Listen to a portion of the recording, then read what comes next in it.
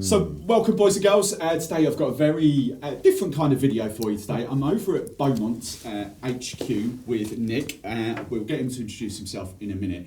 This is another kind of behind the scenes supplier kind of video, a brand showcase if you like. We've done a lot, sort of reference that, we've done a lot with Monin, with ODK, with William Fox. We're now swapping over into other sides of things. So this is Nick. Beaumont is, as you'll see, as we're surrounded by stuff like Jiggers and cocktail shakers and all that sort of stuff. Drinkstuff, we buy a hell of a lot of stuff, I think. I'm not privy to that sort of information, but we buy a hell of a lot of stuff from people like Nick. So the first time I came over here, I had a right old geek out at certain products and stuff like that. But we're just here to have a chat because Nick's been, how long have you been in Beaumont? How long has Beaumont been a thing? I think around 20, I say 20 years. 20 years. I think it's 17 and a half. Wow. Or 18 or something. So how did the business start? You said you didn't start the business, did you? Yeah, look good, did? don't I? Yeah, no, 1979. Wow. Well, the history is... When you were 2 years old. Yeah. No, it was 79, Beaumont. We were called PSV actually, so a lot of people still put orders on the system, right? And they call us PSV, which is quite nice. We do get the occasional fax, so yay, little order on there. Piece of paper for you kids, youngsters at home that come through a telephone line. Yeah, that's it. How does that work? Actually, how does that work? I don't know. I've never understood that. How can you plug in a USB cable and they do the set? You plug it in and it talks to the computer. And it makes the microphone work. How does that actually work? I don't know. It's like this, isn't it? Yeah. I don't know. God, this is going to be a fascinating chat, isn't it? It will not. We won't talk much about barware. 79. Focus. Autistic. Yeah. 79. We started off manufacturing really optics. Well, you couldn't call them optics then because there was a company called Gaskell & Chambers who had the name Optic. So we called them spirit measures. Now, if you Google spirit measure, you see a jigger. You see an optic. Okay. So we call them optics now. We're allowed to because Gaskell & Chambers don't exist anymore, you see. Right. So it started by, really, you could say, Ray Williams. Yeah. And he worked for a company called Temple Products who go back further in time, making optics. So if you go back to that era and you watch reruns of Minder, for example, every pub, bar, restaurant, hotel, at most levels had optics behind them. And there was about 5 or 6 manufacturers. When I came, there was about 5 or 6 manufacturers making them, and now it's just us really. In fact, it is only us so you call making it the them. optic market. So optics, I'm not sure I've got any to hand. There's loads on. You might be able to see them in the camera behind me, but what you put the big bottles of spirits in on the back of the bar. You get your glass and go up there. So every pub had. I mean, I'm thinking back to my first pub in 1995. You know that we had. And Gaskell & Chambers does ring a bell. Actually, it might have been. Well, I think they started in 1898. Wow. Okay. I think I'm right. Optics. Crazy. A version of it, I believe, yeah. I mean, I might have got that wrong. The optic police probably tell me off for that, but I don't know when the first, optic was produced, but it might be the 50s and 60s. And it was metal with a glass bullseye at the front. There is some, is it Paith or Pathy? You know the old videos of old, did I say Paith? Yeah, I don't know. There is an old video of someone using that. And over the years, people have tooled up and made their own variations. It has to pass tests. It has to pass the weights and measures test. You cannot just make an optic. So for years, people want us to produce a pourer, a sort of optic pourer, government stamped pourer. You can't actually do it because you have to see the spirit going through. Like those exact. If that's not your brand, is that your brand? Exacto Pourer? No, it's not. So there's a. But no, that's the way of training. That's the way of training, so that you can precisely pour yourself. Right. You're the blind thing, and we do a version of. Right. Exacto. What's your version called? Pro Pour. Pro Pour. So they're kind of like Pro Pour. Well, no, so when the world, I don't know, about 15 years ago, when we started thinking cocktails more. Yeah. And presenting more. The optic, you turn your back when you do that, don't you? Whereas the theatre and the sort of station in front of you and Jiggers and all the rest of it, you're only as good as if you pour into a thimble measure, so if you don't use an optic, you use a thimble measure, okay? So you pour into that if you're just doing a dispense of whiskey, gin, vodka, rum, the prescribed measures. So you either have to use an optic or a thimble measure. Jiggers is something else. That's cocktail world. That's 2 or more ingredients, and you can do what you want. It's quite complicated, but the market wanted a pourer that could measure at the same time, but you couldn't do it because weights and measures have this law where you have to see the spirit leaving the bottle, going through the measure and coming out the other end. Right, okay. And a pourer can't really do that. And if it did, and we had some designs, it was quite a big, it was like an optic, almost like a gun, and it just didn't work very well. You know, there are sorts of versions out there. There's a German company that have one, but it doesn't pass weights and measures. Because they kind of work with like ball bearings. That's another style, yeah. They're American, and they're fascinating. You know, there are 3 ball bearings in this pourer that when you pour it, the liquid goes through, the ball bearing stops, and it does do an exact amount. There are so many copies of it that don't, but the main brand is Precision Pours, which is a brand we represent over here. Right. But if you're using whiskey, gin, vodka, rum, the prescribed measures, you have to still, even though it pours an exact amount, have to use a thimble measure because it's not technically accurate. But in the States, it doesn't matter, there's no legislation. So we're the only country really that has legislation for single shot of whiskey, gin, vodka, rum. If you're using Southern Comfort, Malibu, it doesn't matter. Yeah. You know. It's just those. Yeah.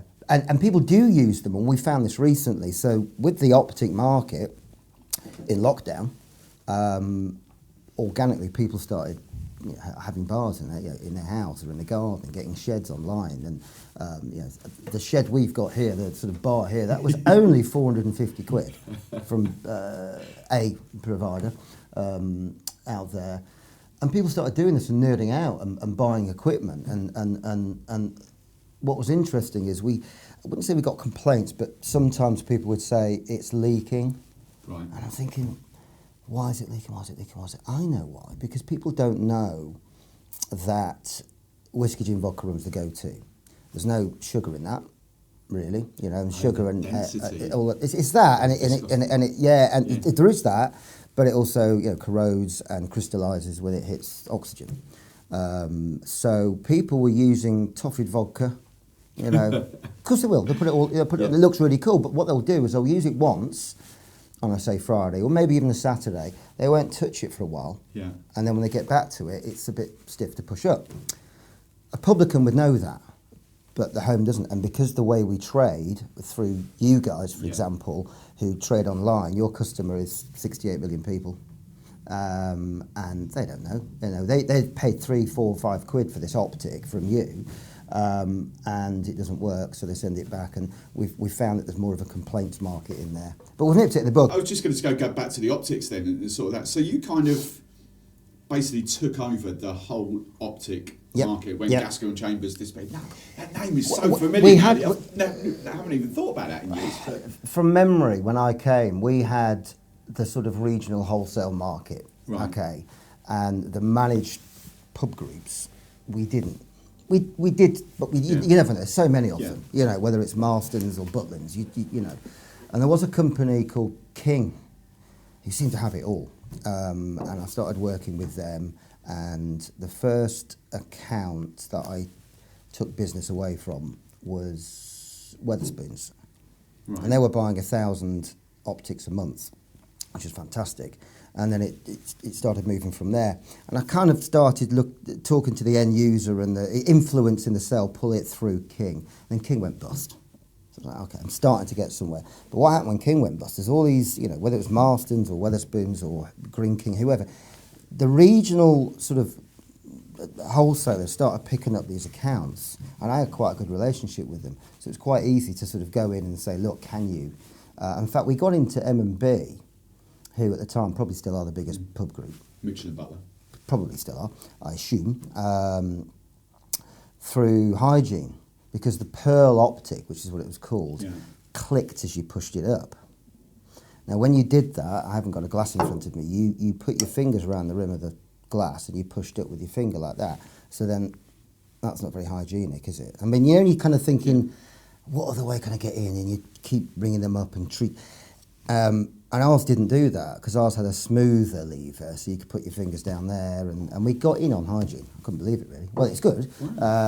So yeah, we did that, and then we started taking business away abroad as well, with the brands like Bacardi Martini, Pernod, and Diageo as well, who still in Europe favour branded optics. Again, if you watch the reruns of Minder, you'll see a lot of optics and a lot of plaques on with all the brands, you know.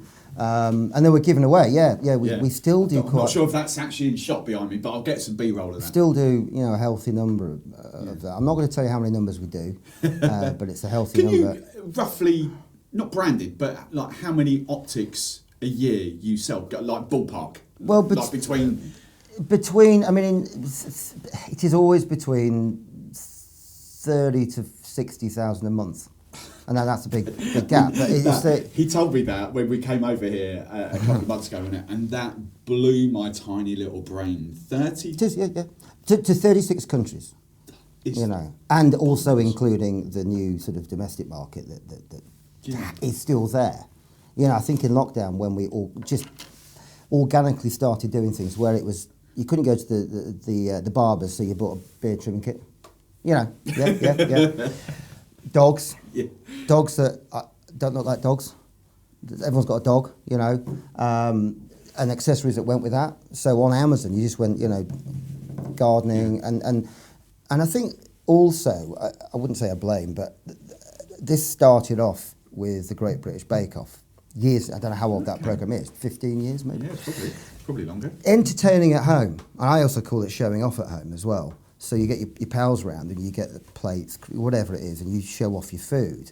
And at that same time, we started having sort of Saturday morning shows on TV, you know. And then we have lockdown, and then here we are. If you go on a Saturday and a Sunday morning, I think there's, I think BBC, ITV, Channel 4, exactly. probably. Saturday Kitchen, you've got James Martin, you've got Sunday Brunch, you know. So we have a culture now to do. Alan Titchmarsh and all that. Yes, he does, yeah. And I think Kate Garraway. Yeah. It goes on and goes on.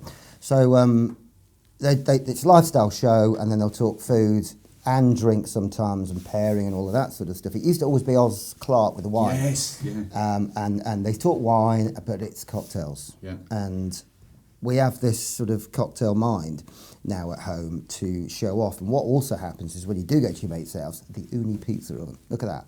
I don't know if you know what that is, but everyone seems to now have an Uni pizza oven. Because you go to your friends, you see it, you go, it's only a couple £100. Well, that's a lot of money, I know, but you just go and buy it. Yeah. And then you do it, and then you show off to the other group of friends that don't know the friends you've been to that got an Uni, because you can't have what this, you know, because you look like you're showing, you look like you're just copying, you know. So you can't do that. And it just spirals and spirals and spirals, which is why I think we have so many bar tools and there are so many plates, glassware, there's just so much of it, because it's not just the trade, it's the domestic market as well. That just so how would you, I'm gonna use the word, I don't know whether I'm right or wrong here, how would you categorise your business? I would call it bar service. Is that correct? Because looking around here, I can see tiki glasses, I can see jiggers, pourers, cocktail shakers. You don't really do plates and the cutlery? No, it's tools, bar tools, bar accessories, you know, if you Google it. Bar sundries is a bit of an old term. So anything to make, well, shake, muddle, pour, serve a drink, you know. And I used to do this cool presentation, well, I thought it was cool, presentation where I'd get a box, so I'd go and see a customer, get a couple of boxes, get the team of sales reps around, and in box one it had, I'd write margarita on the top, box two would be pina colada on the top and all the rest of it, and I'd get them to make the drink, so I'd get some glasses and all the mini bottles ingredients to make it, and say, go, just do it. And that was my way of trying to get the reps to know, why do you need an ice crusher? Because not every bar's got the ice, you know, and you'll need that for a mojito, not necessarily for a pina colada, but you won't. And I started doing that to educate them to then go and tell a story about how a drink's being made behind the scenes. Yes, we have so many, I don't know, 12 cocktail shakers, but you only really need one, do you? Why do you need that one and that one and that one? Why? Well, yeah, but I think that's because bartenders... It's the show off. It is showing off. It's all about showing off. Bartenders want to be like... But when you find the perfect bar but shaker, cocktail You shaker. stay with it. You stay with it. You stay with and it. I don't yeah, think yeah. I think up until now I've not really found the perfect kind of shaker. Yeah. Well, I was googling a sort of bar tools online, and it's so subjective. So the old school Hawthorne strainer, that's the most cheapest. That's the wrong word. Most inexpensive strainer we do is still the go-to I use. And we have some lovely strainers, the throwing strainers. We have a triangular one now, which is pretty cool as well. But that one just works, and it's it's the least expensive one we sell.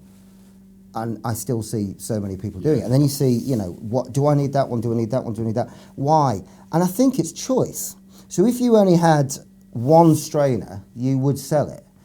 But if you went to a restaurant, there was only one thing on the menu, you wouldn't go back, would you? So we do want to be different in everything. So how do you, from that point then, from the whole optic thing, how does Beaumont then sort of progress into all this, like the jiggers and, what's next after optics? I'm assuming the whole measuring of liquids was a big common recurring theme. What you do. It kind of just, I remember going down Park Lane a long time ago. Yeah. And they all had gold barware in the one at the bottom, Hyatt possibly. Right. And I said to the bartender, "Why have you got gold barware?" He said, "Well, it's from this company in Europe, and it's great, it looks amazing." So then I went up to the Dorchester and I said the same thing to the bartender. And I said, "Why have you got gold barware?" He said, "Because the Hyatt have." You know what's coming. So then gold barware becomes the next thing. Then copper really still is around, actually. We all thought it was a fad. When you travel to America, the tools are slightly different. Go to Europe, it's slightly different. And you start picking up and sort of bringing it in as a variation and a variation. Where I struggle is invention. Right. Because it's already been invented. I suppose that's the same for everybody. So when I talked to Tom Dyer about what do we do next, Tom. well, what do we do next? And sometimes we'll sit at a bar and just look at what's going on and go, oh yeah, could we do a sort of a strainer? So when you finish with your bar tool, if you imagine that's the bar and you've got a sink there, you have this little, I don't know, countertop sort of meshy thing like a cutlery holder, and you stick your bar tools there and it naturally drips down there. You just geek out about what's gone wrong and what can you fix. And we've got a few ideas. Oh yeah. We won't delve because but it's all the same theme: mixing, shaking, stirring. So what is? You mentioned like the styles, the copper and all that. What is there a big UK trend? Is it called? Like for me, I loved gunmetal black. When gunmetal black popped up, I was all over that. We don't do and that. it just we don't do that. It came. We don't do that. Black. We don't do that. You don't do black at all? No. What's yours called then? I know what you're trying to get. We don't do this. Everyone, when you have your range and you see someone's got that, you go, oh, we've got to do it. Yeah. We've got to do that. But at the time, it wasn't really selling. I'm sure it still is. I don't know. Well, I don't know. That's what I'm saying. It disappeared as quickly as it came. We came out with antique brass. Okay. Right? Copper was still there. Copper is still there. And when I'm doing a show tomorrow, I'm not going to take stainless steel. I'm going to take copper. It just looks cool. Yeah. And a bit of stainless steel as well. Antique brass, is that kind of, I don't want to be rude, but that worn look, is that what I'm looking at?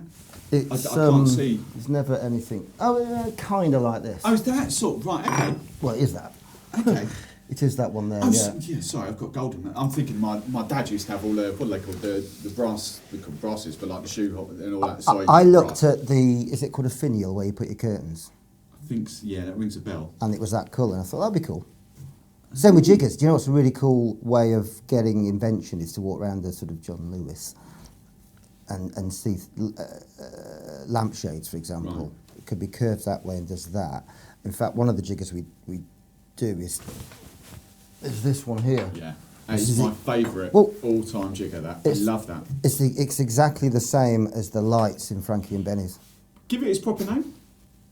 Preciso. Do you know what? For 2 years, right, so this is from my side, outside of Drinkstuff, this is my big affiliate thing. I Right, make a lot of money through selling this jigger. Do you? Oh. And for years, I've put an extra I in it and called it the Precisio. I always thought it was an I because it made sense in my head. So Preciso. Mesclar Preciso. It's very hard to come up with names unless you're drunk with a map of Italy in front of you. This is the jigger. You guys would know this jigger really well. It's the one that's lined 5, 10, 15, 20 in the little end and then 10, 20, 30, 40 that's in it. The big and end. we do that now jigger. with any other jigger that we do. We've got the little funny jigger mugs which somewhere. Yeah. So the copper mugs. I saw them last time. So it has to be that way. And we're also looking at doing a 30-60mm jigger. It's just beautifully balanced. It's just amazing to work with. I love this. Compared to that.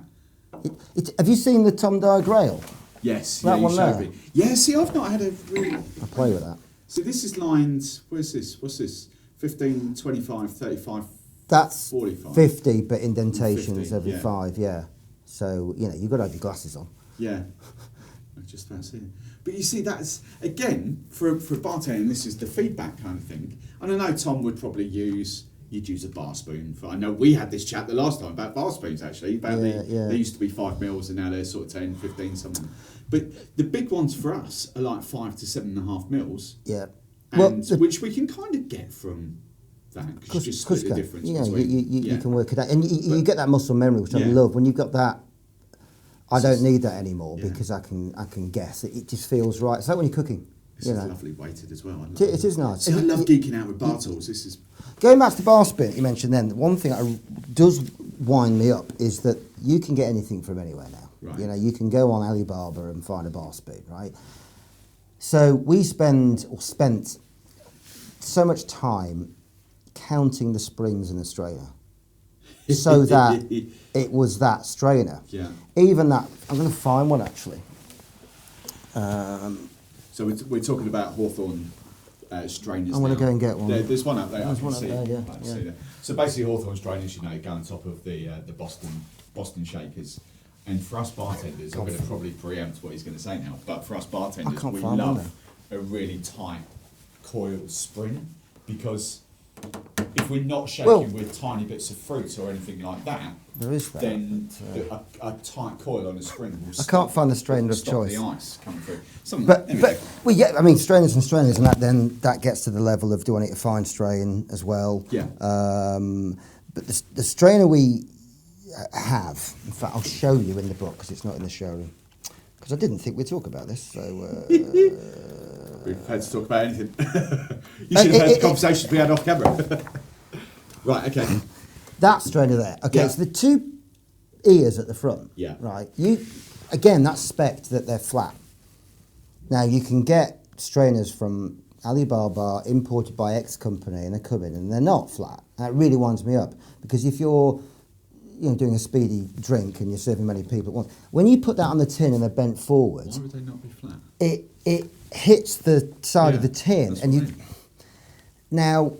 that's why the world's small, everyone can get everything, and you've spec'd even the bar spoon, which was 5 mil.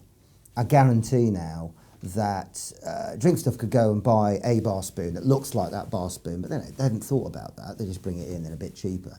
And that's lost a little bit, the care.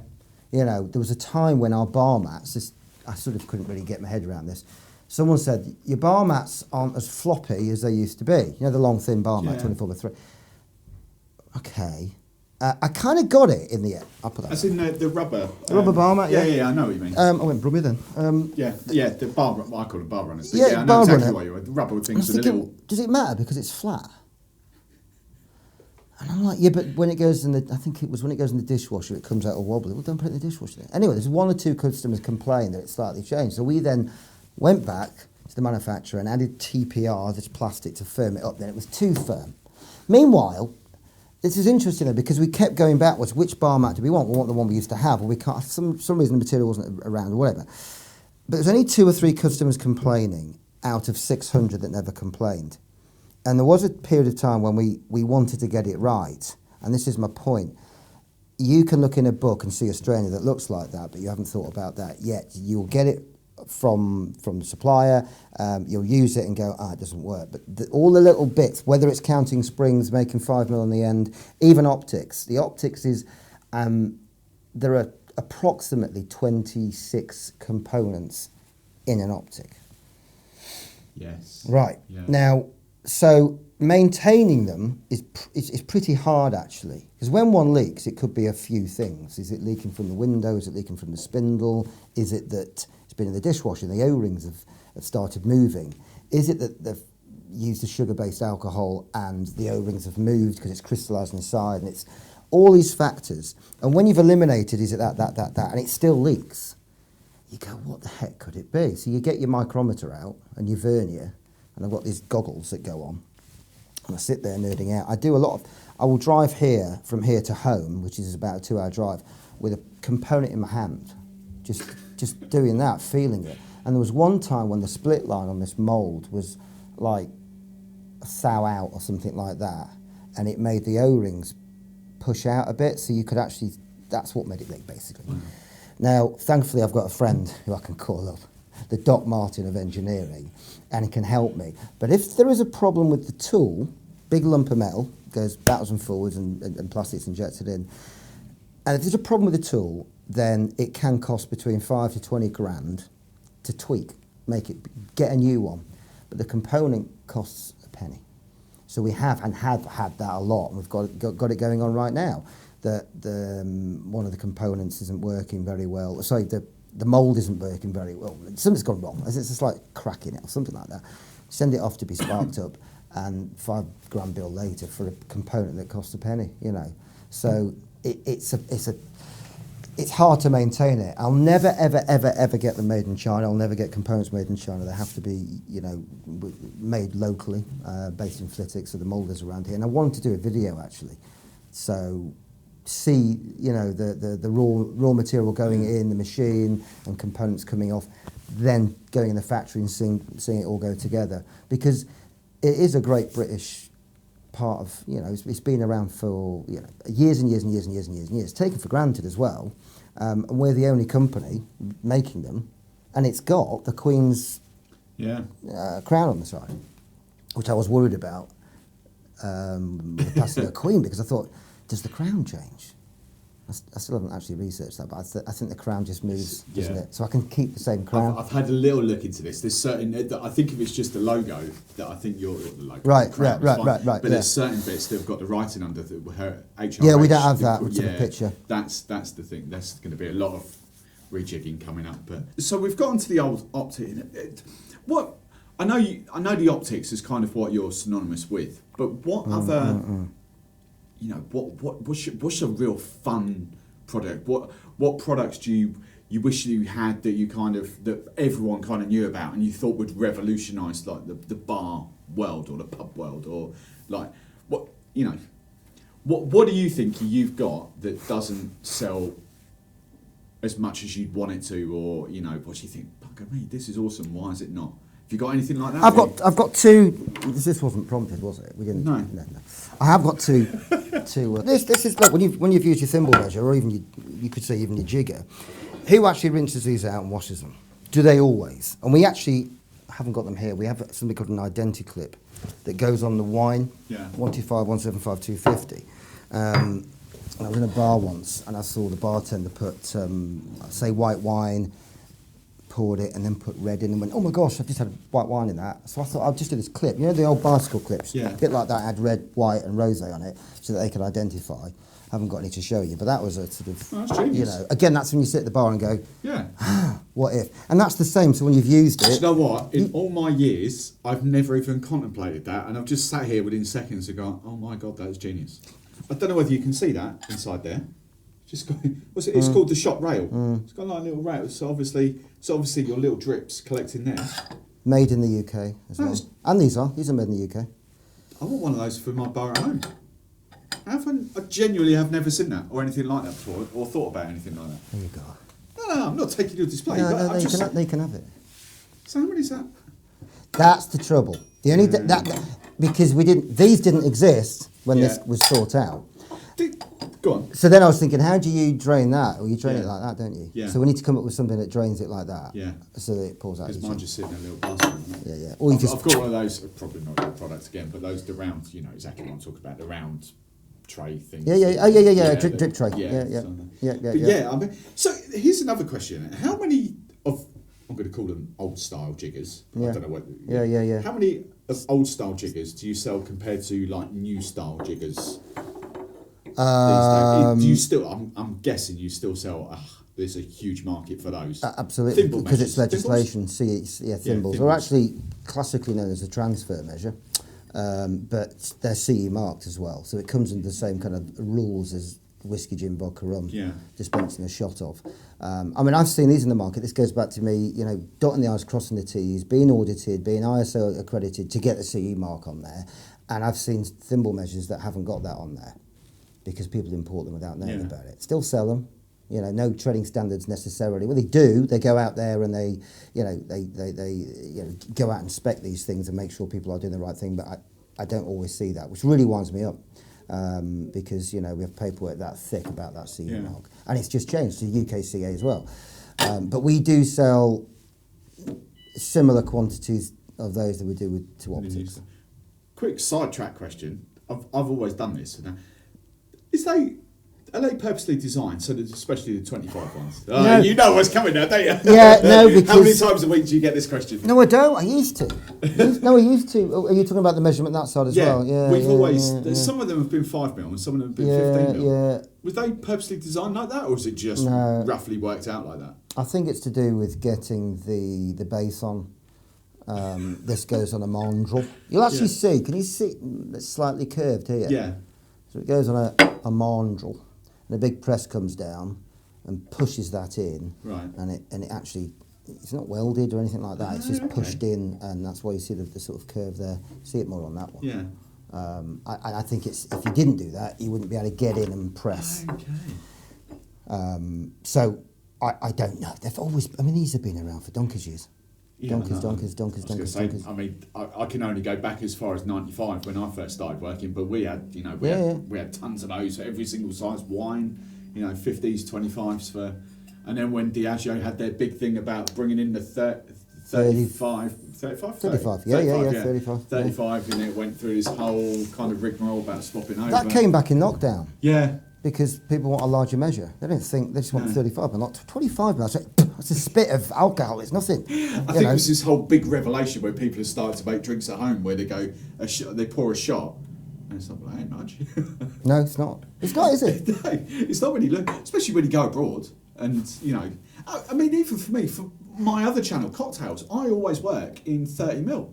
Because I think 30 mil gives a better balance to a cocktail. In my head, I don't know why. It's just you can halve things to 12.5 mil in the UK, but 30, 15, 7.5 just gives better balances. So I mean, YouTube does get a lot of US audience as well, so I do kind of cater for that. Yeah. Well, that's another thing. We're going back to optics. I always will go back to optics. We have 25 mil in the UK. In Europe, it's CL. Yeah. In America, it's ounces. So we may have one measure, and we'll have variations of the bowl size and the capacitor inside to do 2CL, 3CL, 3.5, etc. 3.5 is 35, but 35 mil. But in ounces, it goes 7/8, an ounce and a quarter, an ounce. So we don't just sell what's in the book. We have 600 SKUs. So there are 600 products related to barware in there. But when it comes to optics, we have, say, 12 variations, but then there's a size on each variation. Yeah, they're cool, aren't you? I like them. That's, again, geeking out a bit there. That's what I mean. I've got like a cocktail masterclass, Empires. I've got tons of those. Tons and tons of those. But then I do, I kind of look at them. Do you think, I've never thought about this, looking at this, but when you go to a barista, and then they can, you can get like the cocoa. Could you do that on the top of a latte? Yeah, I think that would be genius idea. Genius. But I wouldn't buy them. I don't understand this bit. Did you say you wouldn't buy them? I wouldn't buy them. I do not understand. You guys won't see it at home, but I've ranted about this quite a lot. The little lip things in here. I don't get them. I don't understand them. And funny, I'm shooting a video down in Monin. They've got them, and it happened to them twice. Because you've got the Hawthorne strainer in there, and you have this little bit here, this little hooky thing, and you haven't got the force, and the ice just comes flying out. Whereas if you've got a flat, straight bit like that, you've got more control of it. And it's something I've only realised in later life because I've never really had those sort of Hawthorne strainers.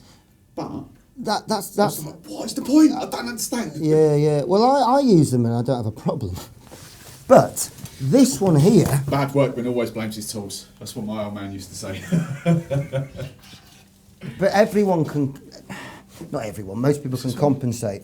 That one I call. I it, see. I call that the Euros trainer. Now that hasn't got a notch. I like that idea. That hasn't got a notch, and I don't know if it's to do with the handle or the. You can't get that out. That.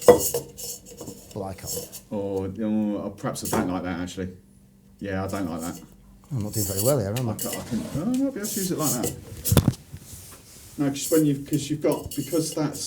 because it's slightly sort of bent there and not straight. It just makes it so hard to kind of control that. Should we move away from strainers? Should we just come in here and it's just fascinating chats. I kind of like that. What do you want to talk about now? Here's Tom Dyer's. This is his, isn't it? Yeah, this is. Tom's Tiki. I've seen a couple of different versions of it. Tom's Tiki, yes. Tommy D on the back there. Going back to your question. This little beauty. That was another product that's been in our armoury for a very long time, and it's called a shot clip. So this is out there in the public domain. This is but there's not much exposure on it. So most bars, let's get this out. I've got a pourer and I've got a thimble measure, okay? And I believe the history with this was a spirit brand wanted always to not have that cross-contamination, so that you've used that. So you might have Southern Comfort and you use something else. The idea is you keep the thimble always. Blue bowls or grenadine or you do that, day, and then you pour it in, in the glass and stick it back on top, and it's always keeping that with that. Yeah. There are versions of this out there where you get a cap that goes on and you can also measure it, but we did quite well a number of years ago. I think we put this in the Daily Mail as a sort of, in your little liquor cupboard. It just looks nice, and also you can control. If you're having a party, you know what your guests are doing. You've got a thimble. It looks cool, actually. Just in the event world, there was another world I was in for quite a while, like events, like weddings and that just looks. It looks neat. It looks really cool. It keeps the thimble measure always with that bottle, so that if you do order something in Coke, if it's been sponsored, that's where I think the idea came from. I know there is I've got another thing here, sort of. Why has there never been a big deal about sealing? There was a product, and again, I don't think it was yours, and it's something I've gone back to for 10, 12 years ago. It used to be called bar nipples.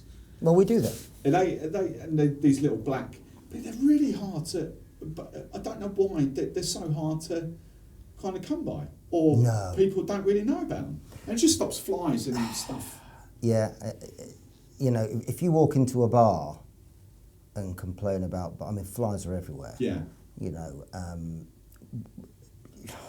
Cleanliness and all that sort of stuff, stagnant, water and bar flies are a problem. We sell those pourer caps by the bucket load. Is that what they're called, pourer caps? Pourer caps, pourer covers, pourer condoms. I haven't prepped very well today, but we do have them. It just fascinates me. In an ideal world, you would want your team to kind of take them off every single night and put their caps back on and all that malarkey. Yeah, but that's just housekeeping. That's just, get used to that. When you've got 40, 50, 60 bottles on the back bar, that's a chore. But then you can argue, well, actually, it's more of a chore than getting a couple of flies in your spirit and then having to throw it away. Does it look bad with the cover on through the whole day? Through service? No, it doesn't. You just take it off, do that, and stick it back on again. What's the problem? That's true. What is the problem? And that leads me on to another problem. Oh, go on then. I like this. Yes. I thought of you yesterday, actually. It was in my coffee shop, because I remember this when you showed me this last time. I was in my coffee shop, and that was just like, could have done with one of those. We do complain about it. Every time we go out, you move the table, you're out and all that, spill a drink as you're doing it and all that jazz. And there should be something, and there are devices out there, but this one we tooled up for. What's it called? What's the name? It's called It's the worst name in the world, really. Stabilizer with table. Ah, that's clever. It is, but if you Google it, you get kids. Oh dear. Did you come up with that name? No, we actually Brain. did a vote. I think we asked everyone in Beaumont what should we call it, and all these wacky names came back, and we went with that one. I think that should be close up on there. There we go. I like that. I don't see that appeals to me. That does.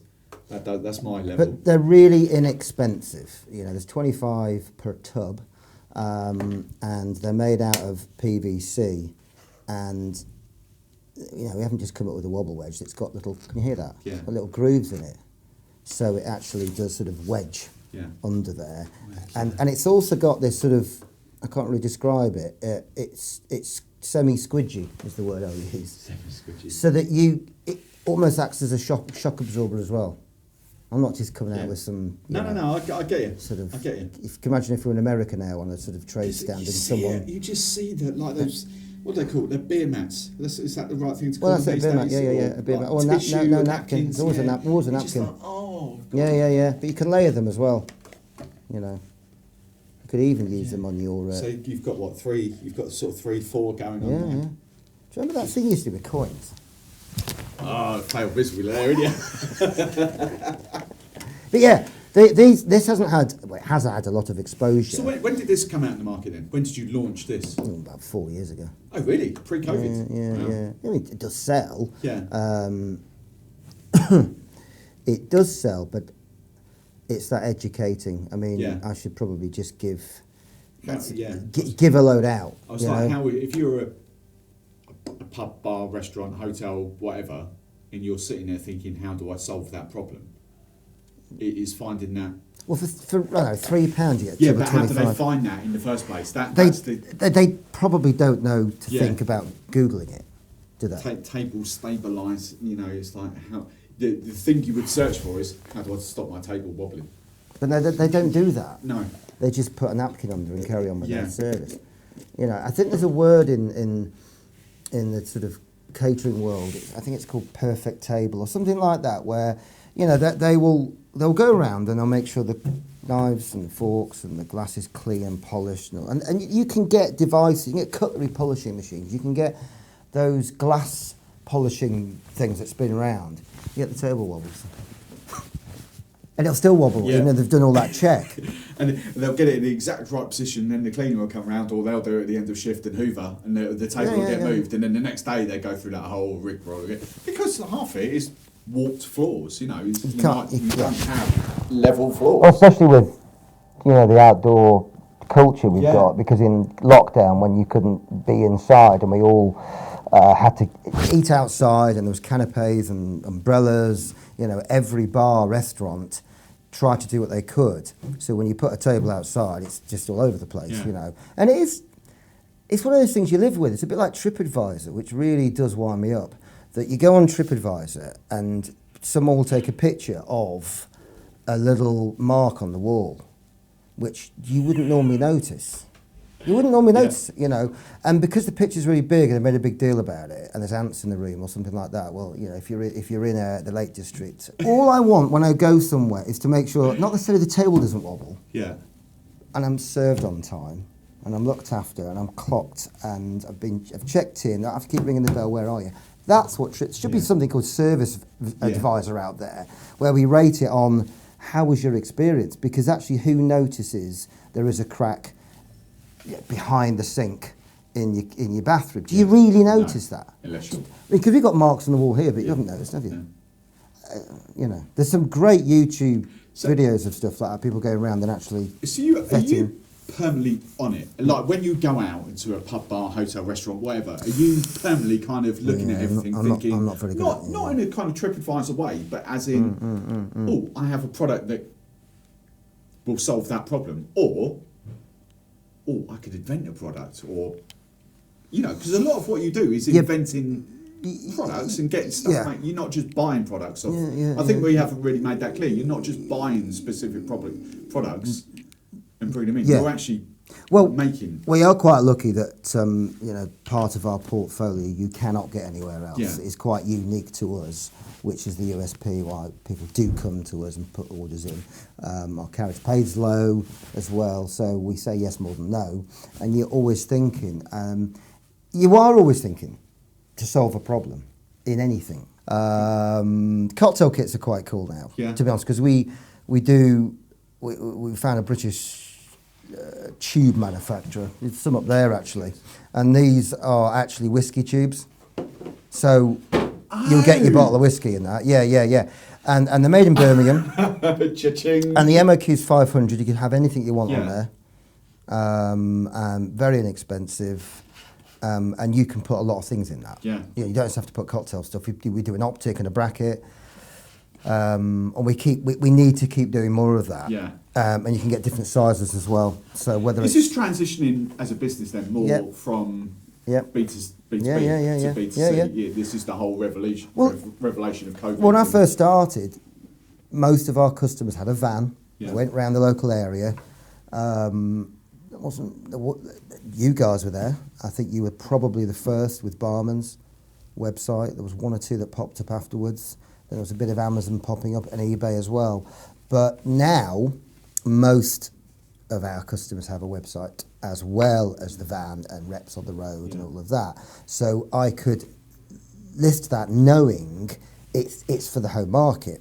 However, I do know that that's also been sold to a country hotel that needs to do some cocktails because they have to now, and it's a go-to. It's about 15 quid, online. That's how much you'd pay for it. 8 pieces now, you can do most drinks, but because most people have got, and there's some very basic recipes on the back. Don't look at the ingredients and well, no, look at the ingredients, it's the measurements. And that's another thing that winds me up. If you just want to make a drink now, or you want to cook shepherd's pie, and you Google that, shepherd's pie recipe, you'll get the website, lots of websites, and you go on it, and it'll be, all you want is the ingredients and the prep time, how to make it.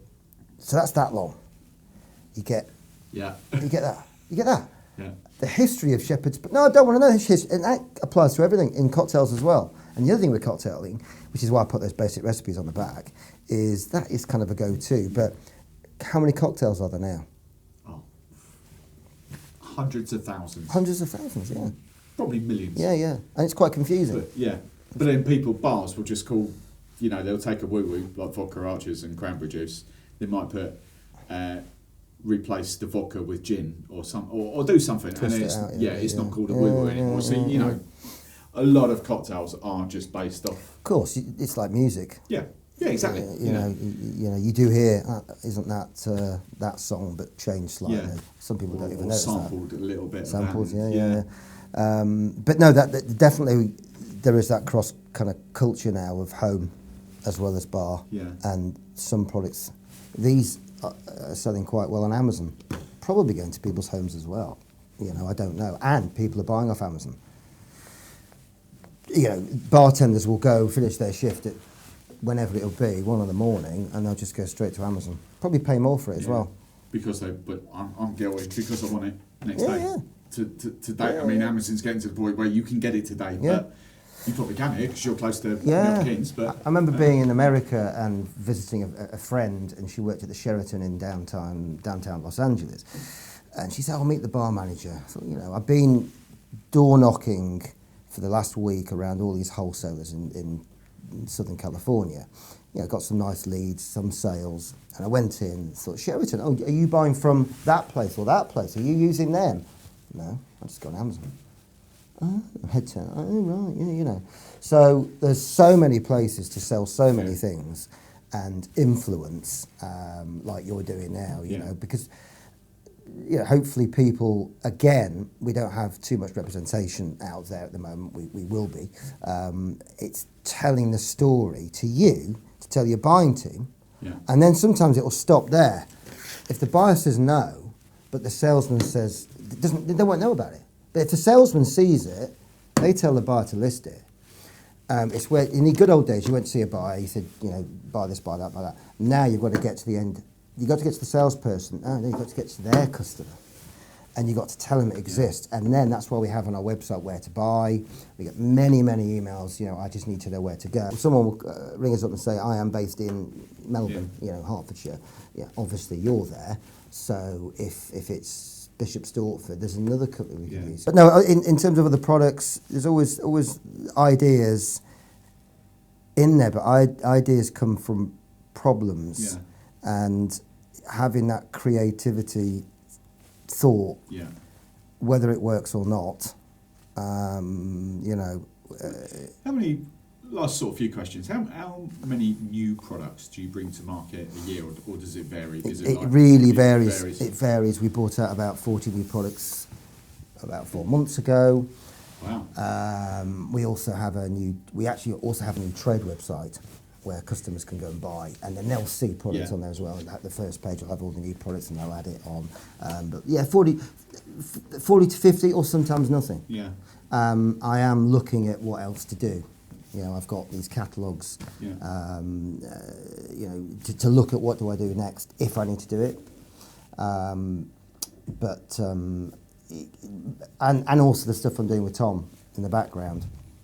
It is amazing when you get your heads together what you can come up with. A strainer, so there's a way you can incorporate a fine mesh strainer with this, for example. Yeah. So you're doing one job. Putting a swizzler on the bottom of a bar spoon. So you can get that. Yeah. I think there's a tree in the Bahamas that makes that swizzle stick, and it is called like the swizzle tree. It grows like that. See, mental block. It'll come to me in literally about 2 minutes. Do you do that? Do you not? Do people really want to do that? Is it just? See, I'm nearly had it. Then it's gone. See, I'm rum world. So the whole swizzle stick, and I've got a flipping I can't think what it's the tree. It'll come to me literally. I'm sure it's called swizzle tree. No, it's not a swizzle. It's something. But anyway, yeah. So I've got a proper authentic. Thank you, Claire. Proper authentic swizzle stick, but then we won't mention it by name. But then obviously one of your competitors has got the bar. Yeah, they do. Yeah, they do. Yeah. Do you? So close. It'll come to me off air. I know it will, but there we go. Yeah, it will. I mean, when do you stop? Exactly. It goes back to the crockery world. Yeah. You keep seeing inventions of one thing. It's a plate. But it's just because the customer psyche is they always want something new. Yeah. They whether do. It's not solving a problem. Poor old. I've probably got close to about 50 different jiggers at home. Do I need them? No. I've bought 3 in the last sort of 6 months or so. I still go back to this one. I've had 2 or 3 years. Well, we have the same. I feel sorry for crockery manufacturers. If you go to a restaurant, say in fact there is an Indian restaurant in London that I go to, right next to Ronnie Scott's, and the pattern on the plate I think is from the 80s, and I believe the crockery company still makes it. So the market's really small, but they don't want to change. It's very similar to optics as well. We have to have 25, 35, 50, 2 ounce, 3 ounce. We have to tick all those boxes. And only this last week, believe it or not, before we went to millilitres, we had Jill, 5th, 6th Jill. I think early 90s that changed. And in the Isle of Man, they still have that. So we still have to get the old tools out, dust them off, put them on the machine, which takes hours to just do, with these big cranes and pulley systems and putting it on. And only last week they've gone to millilitres, which is yes. Wow. So I can bin or send, not bin them, you'll sell them to the scrap man or something for next to nothing. But you can now sell with 25 mil to the Isle of Man. We've tried to influence that for years, and it's just happened now. And how many bars are in Isle of Man? I don't know. It's probably I don't know. A few hundred. I can imagine. I know of 4 rum brands alone, so I'm I mean, to scale that up, there's a load. When you hear tequila's the next thing, and is gin, gin's just everywhere, isn't it? It is. It's dying sale. It's not dying. It's plateau. It's on a slow plateau down. I mean, rum is the biggest growth. We know tequila would be the next big trend. However, tequila won't take off in the UK as much as rum will do. But we know, bartenders, because we're in that world, we know, like whiskey, and we know for a fact whiskey is going to be the next big trend after rum. It probably won't be in the US because whiskey is already a big thing there. So hence why tequila has just gone boom. And tequila's, is that just because margarita is a go-to drink? Yeah, kind of. It's brand.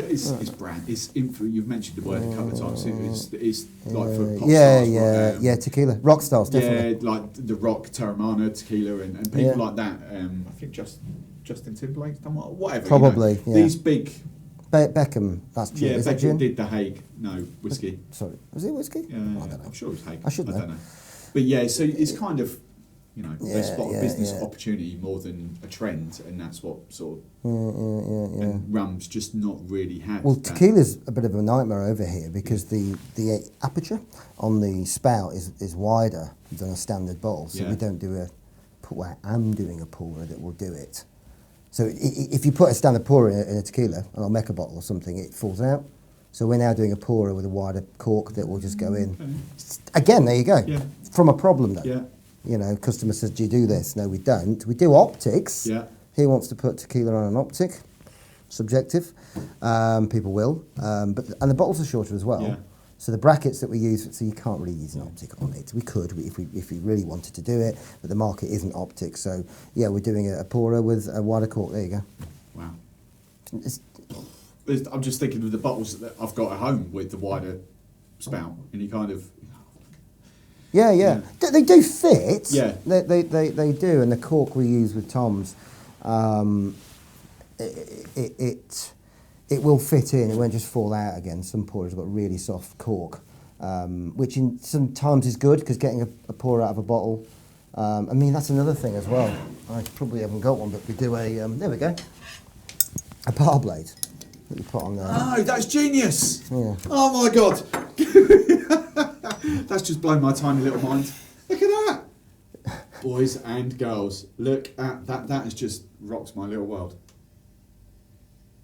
How do people not know about that? Have I just had my head in the sand for a long time? You really don't know about that? No, never seen that before.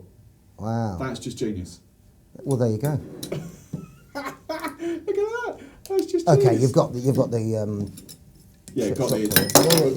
in there. Well, do it with that. Let's do it. Through there. Never the same when there's a camera on, but there we go. Look at that. Yeah. Actually, Tom taught me a trick. That is genius. With a pourer, which it's not the most hygienic, but to just get a pourer out onto the way of the bottle and just wiggle it, and it comes out like that quite easily. Yeah, sometimes. But that's not very hygienic, is it? Wow. Gin. And on that bombshell, yeah. Thank you very much for that. That's been an awesome chat. I've absolutely loved that. Well, I think so. I hope it went well. Could I have my porridge? Hope you've enjoyed that. If you've got any questions or anything like that for Beaumont, we'll put some links in there. You can obviously go onto the Beaumont. We've got on Drinkstuff, we've got a Beaumont brand. You can click that button and that will take you to everything from Beaumont that Drinkstuff sells. So we'll link all that below. But thank you very much, Nick. And until the next time, we'll see you soon.